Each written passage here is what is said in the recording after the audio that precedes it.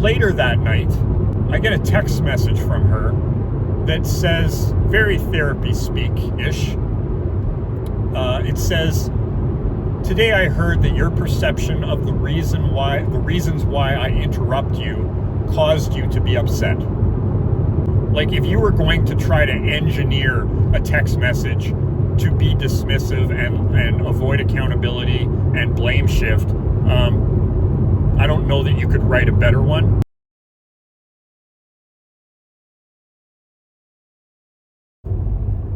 Hi there, everybody. Welcome back into the channel. My name is Travis, and I am surviving an avoidant discard. I am in the car today. I had to go to a couple of construction sites out of town, out of town from where I am, so I had a little bit of a drive today. So I figured I would try and bang this video off for the 20th time. I have been trying to continue shooting for almost a year now. And I think I'm finally to the point in my healing where I will be able to talk about some of this without getting triggered too much back into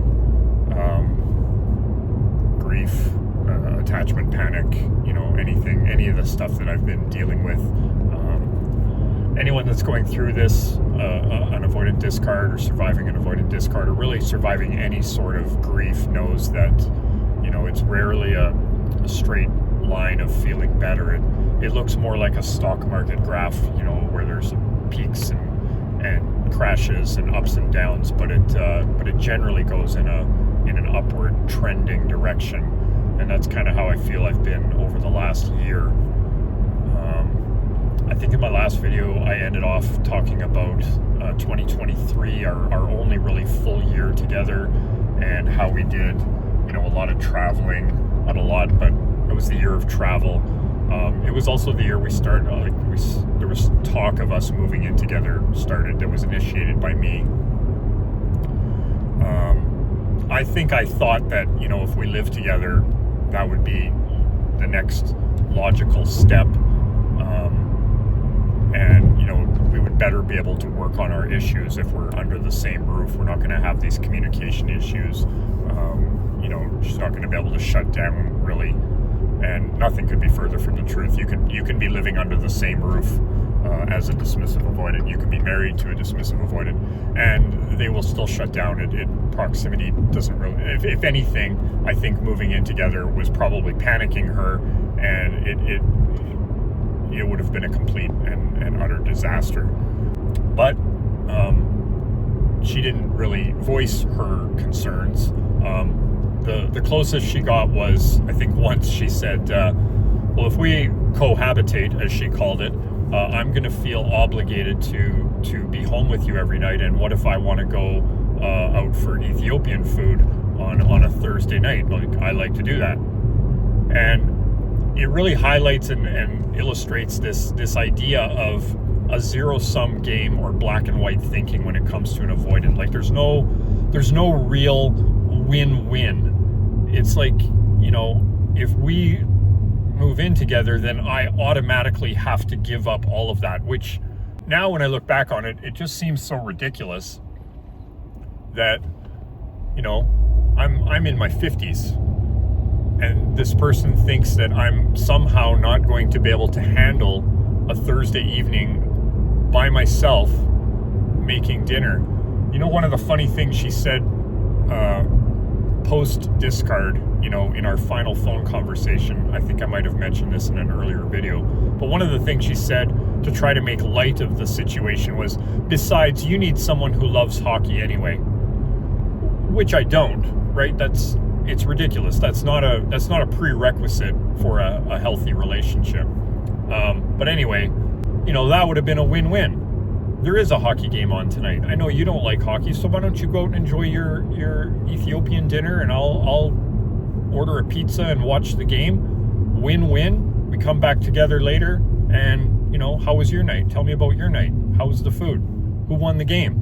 Right? This is how secure, healthy couples act. But there was none of that with us.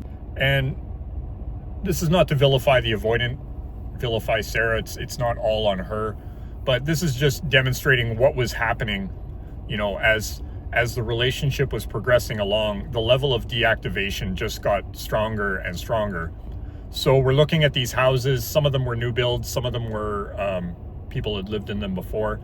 And it came out, like, we're looking at houses that had 3-car garages because I have 2 vehicles and Sarah has a vehicle.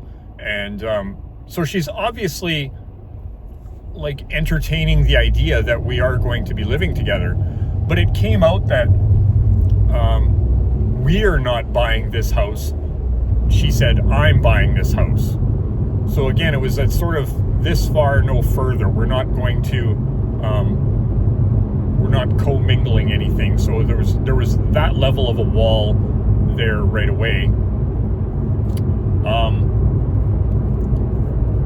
And then we didn't manage to find anything that we could, make work. And truth be told, looking back, I mean, there was no excitement, no passion whatsoever, no positivity coming from her anyway, positivity surrounding us cohabitating, as she called it. I mean, it just, and again, looking back, I'm pretty sure she was more or less panicked at the entire idea and was desperately looking for any way to shut that down.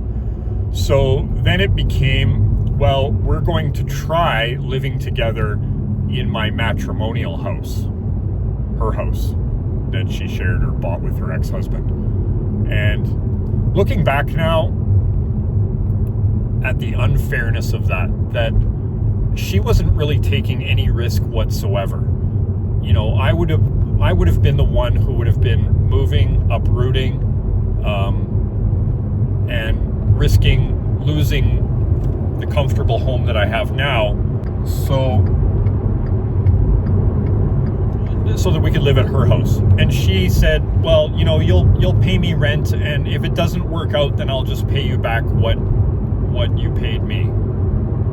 So there were like so many things wrong with that. Like, no, I want to pay what I'm paying. Like, I want to pay my way. I don't need a refund. I don't need you, to plan ahead as to the demise of this relationship. I mean, in hindsight, yeah, it's like she already knew that the relationship was going to end. And this was one of her ways of alleviating the guilt, the internal shame, the guilt of knowing what she was doing. I mean, at some level, dismissive avoidant people know what they're doing, right? I'm a disorganized attachment. I have avoidance in me. It's a good chunk of my attachment style. And I know what it feels like to go into my avoidance side, and I'm not oblivious to it. So she's not oblivious to it. She's not entirely innocent in this. No one is. So anyway, here we are. She's talking about, the end of the relationship before we've even moved in together, and how she's going to refund me this money. And I think it was at this point that we entered into couples counseling.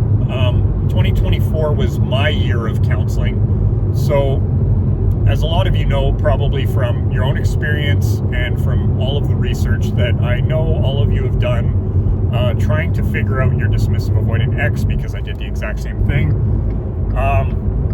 that avoidants basically view their partner and the relationship itself as one entity. Basically what that means is when this partner came into their life, they brought a relationship with them. And if that relationship is not working, in their mind, that automatically means this is the wrong partner. I should not be with this person. The right person will not trigger me. The right person, there will be no conflict. It will be drama-free. There will be peace. All of these fallacies that you hear. That's how they view the relationship. So as I said, as 2024 got started, that was when the troubles really started with the deactivation and the activation of my attachment style. And I remember Sarah saying to me, you're angry all the time. You're you need to go work on this. And I did. I signed up for a men's group that we have here, like a drop-in men's group, and went there for, I think, a couple months. And then she said to me, well, it's not enough. She always wanted to know what we were talking about in men's group, or I would kind of debrief her, and she's expecting it to fix the issue. Again, the avoidant thinks that the relationship and you, all of the problems are stemming from you and the relationship, kind of this one entity. And if you're on the other side of it, they do such a good job of kind of shutting down and basically convincing you that yes, you are the problem, and to a certain level you buy into that. So I'm in group therapy. This is 2 hours a week in the evenings, and I'm telling her what's going on, and I'm sure at some level she expected some sort of a change, right? Because after all of the problems in the relationship are stemming from you being angry all the time. So now you're going to there. How is that going to change? She wanted to know all these things. And anyway, at some point she decides or declares, it's not enough. You need more than this. And so I go to individual therapy. This is also this time that she decides that I'm not physically capable. Like I had to, when we talked about moving into her matrimonial house, I'm a designer, so I designed some renovations to kind of put my mark on it, make it a little bit better for two people instead of just the way she had it set up for herself. Again, probably sent her into another panic. And because I had designed these renovations, like I'm also capable of doing a lot of the work myself. I'm quite handy that way, and with proven experience, like I was able to actually show her completed, finished work, and just absolutely no confidence, no enthusiasm, like quite far from it. She was like, "You can't do that." Again, she was a doctor, and she was, saying or pointing out my physical limitations, which I don't believe I have. And we started going to a gym together, and this gym was it was like a small, I still go there, it's like a small mom and pop gym, and my trainer to this day still remembers her as not really being there to work out side by side as a team and motivate and have it be a positive experience. It was more like a parent taking their child to the doctor and explaining what's wrong with them, and sort of going through the motions beside them, just to sort of give the appearance of a team, or like it was really weird. And so I'm not doing enough of that. She had financial concerns. You're not doing enough of this. This is where I built that other business, because I was hearing these concerns. Again, it was all about the goalposts kept moving, right? Every goalpost that was there, if I met it, well, there was always something else. And it's that expression, you can't see the forest for the trees. Until you're out of the trees, you can't see the fact that the goalposts are always moving and that they're never going to stop moving, right? She would never have been satisfied because we weren't working towards the same goal, right? It's like playing chess with somebody who doesn't want to win. They're only playing for a stalemate, but you're trying to win. That level of frustration. So I'm not doing enough financially. I'm not doing enough physically, because now she's got me going to this gym that she's coming along and basically just watching and narrating my problems to the trainer, and the trainer's wondering, what the hell are you doing here? Like either work out or shut up. And I'm not doing enough therapy. So I'm in group therapy, I'm in talk therapy, and I think at this point she was seeing a therapist too. But again, there wasn't that transparency of, I'm talking to her about, this is what I'm learning in therapy, this is what I heard, this is how I feel about this. There was none of that from her. There was one incident that happened between us that she came back kind of the next day, or later in the week, that she had talked to her therapist and said that, well, he said that I didn't handle that very well. It wasn't that she said she didn't handle that very well. Like, there was such a small distinction there, but it mattered, that she never owned anything. She never owned her behavior. It was always the therapist said that I didn't handle this very well, or my father and my brother said that I didn't handle this very well. There was never ownership there. So I'm doing all this therapy, and I think she's seeing a therapist, and it's obviously not enough. Somewhere in there, she pulls the first discard. She walks away. She literally said, I need 6 months. This was about somewhere in the summer of 2024. She says, I need 6 months. She literally thought that, I would just, oh, okay, cool. You need to just not be around me for 6 months, and then I'm just gonna, be cool with that. And it was ridiculous. And like an idiot, instead of calling that out for what it was, I basically went into anxious attachment overdrive, the anxious side of my disorganized attachment, and set about trying to prove my worth and earn my place next to her, so to speak. And somehow in this process, as she put it, we collaborated to reduce the 6 months to 6 weeks.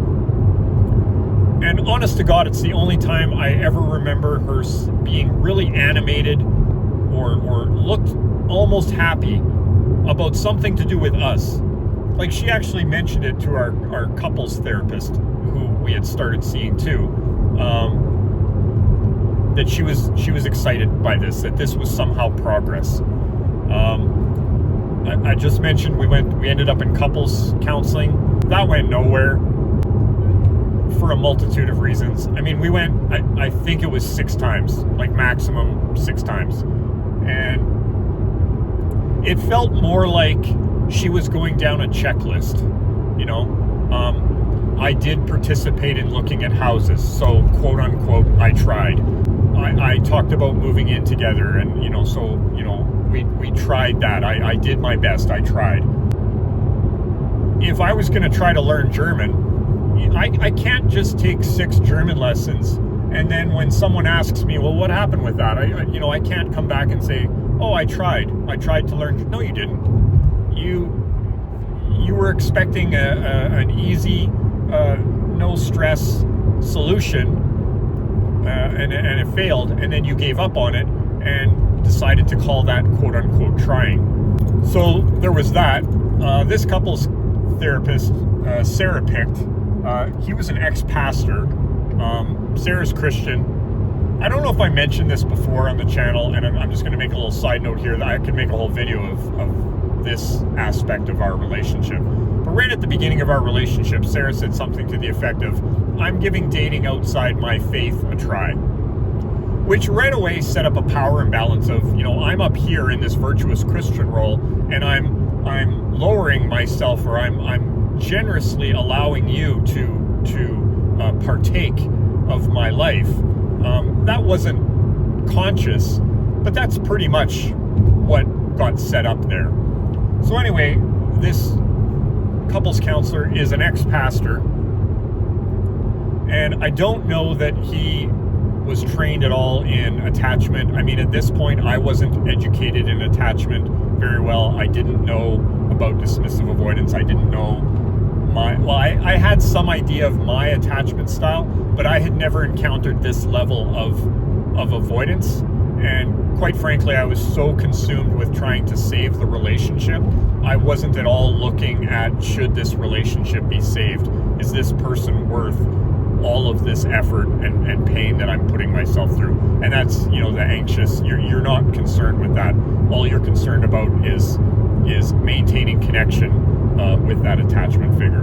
So we're in couples counseling, and our couples therapist, I think right in the first conversation, said to us, okay, you guys, there's you, Travis, and you, Sarah, and your relationship. My client is not either one of you. My client is your relationship. And I think that was, like, I remember looking at her face and her having sort of an internal oh shit moment. Because if you remember what I said before, avoidants automatically assume, they go out looking for a relationship and they find a partner. So they basically pair those two things up. They are inseparable.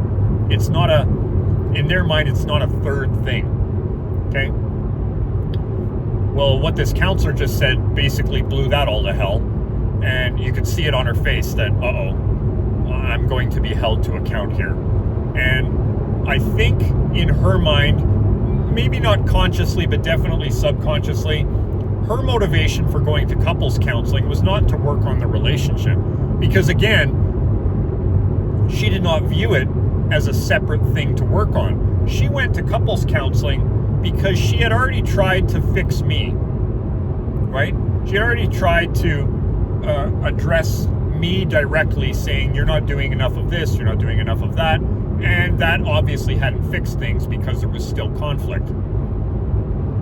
So the next logical step in her mind was to get a couples counselor on board, a competent authority to be on her side to say, see, even Sam says you're this or that. And she had started off couples counseling like that. Basically, they ask you, so what brings you here? What are the issues? And right away, she led the discussion with, he's angry all the time, and he's upset with his mother for the way that she treated him, and he's not getting an apology there, and apologies are very important to him. So she knew these things, but volunteered virtually nothing about her role, right, in this dynamic. Virtually none. Which, knowing what I know now about dismissive avoidance, is not surprising. It's disappointing, but it's not surprising. So this takes us into kind of September, and I had a trade show that I was doing. I mentioned I had a 3D printing e-commerce business in a previous video, and it was my first trade show, and I was really hoping and counting on and expecting, frankly, the support of my partner, and she wanted nothing to do with it. She actually left town the week of that, and I had known the date for a long time, so I'm pretty sure that was on purpose to, just completely remove herself from that. And again, anything that's joined together is a threat to an avoidant, anything like that. So that was just another example of it. Anyway, we get around to October.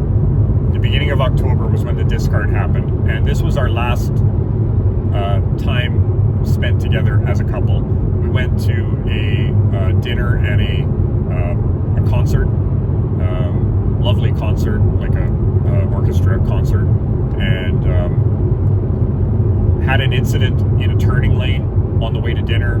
All I said was, we got stuck halfway through the intersection, and I said, go this way, babe, go.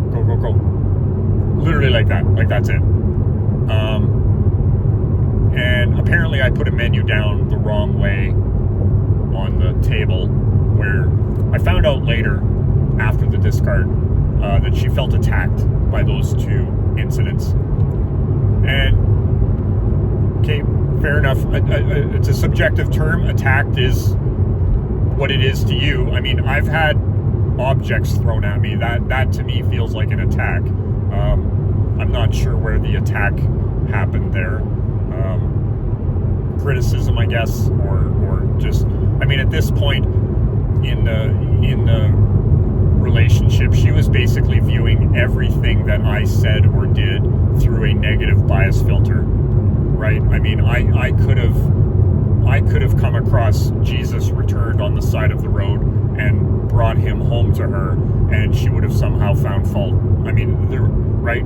I remember one time, it might have even been in couples counseling, where I actually asked her, when was the last time I said, did, or thought anything that you approved of? Because she had become so combative and so disagreeable that it was just conflict after conflict after conflict. And I know now, looking back, that this was one of her deactivation strategies: the flaw finding, the nitpicking,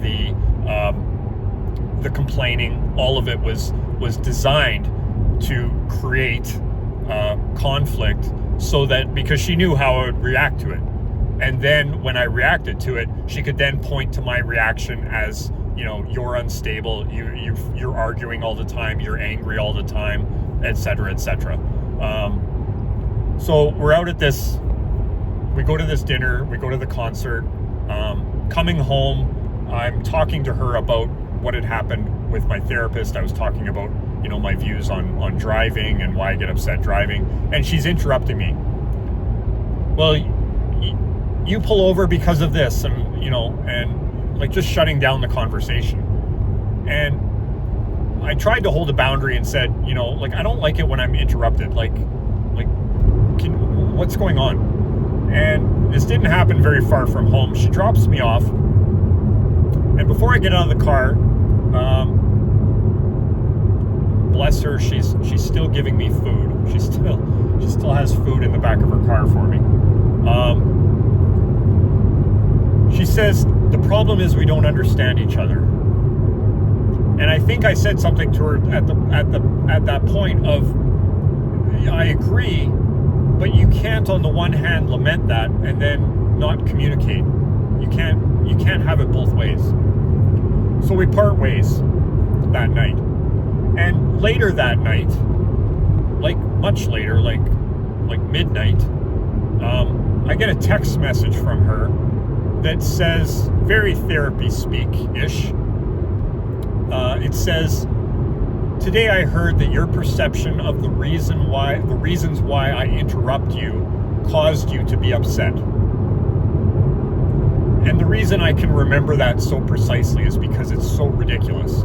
It is such a textbook example of blame shifting and dodging accountability, and I don't know what all else.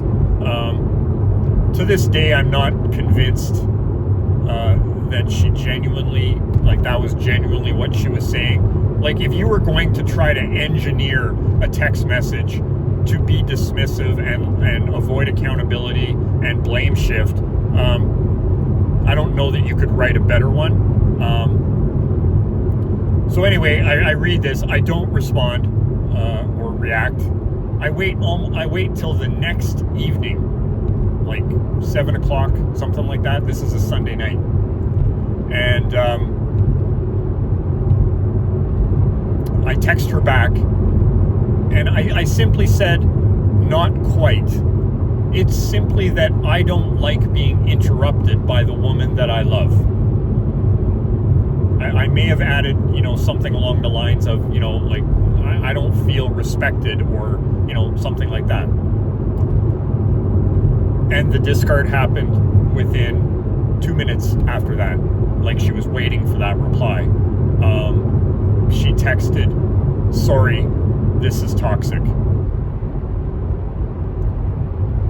In the next video, I want to take you post-discard, because this channel is called Surviving the Avoidant Discard. And all of that survival, the survival panic, the actual act of surviving, that all happens post-discard. And that text message was the discard. Thanks for listening. I hope it's not another year before I'm able to post another video, and see you guys in the next video. Bye.